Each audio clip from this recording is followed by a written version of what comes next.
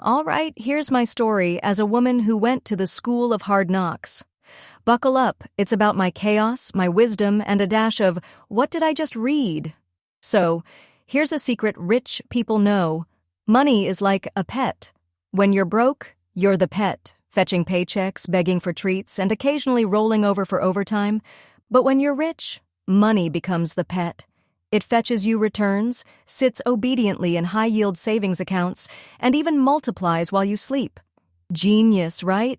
Except no one told me this until I was 27, eating ramen in a minivan I couldn't afford. Here's how I flipped the script. First, I saved $1,000. Not for a vacation or a new phone, but for emergencies. Like when my minivan's transmission decided to peace out mid-highway. Then I tackled my debt. Credit cards? Gone. Student loans? Avalanched.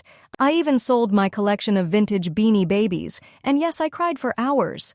Next, I beefed up my emergency fund to 6 months of expenses. That money sat in a high-yield savings account, earning interest like a lazy overachiever.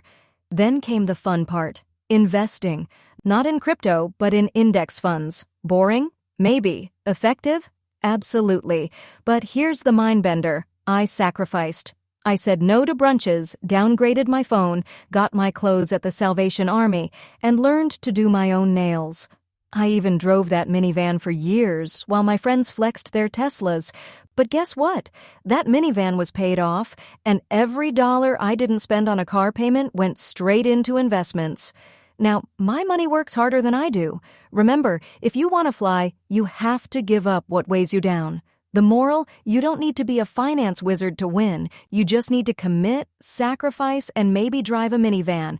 Oh, and mindset? Huge. You're not a victim of your circumstances. You're the CEO of your comeback.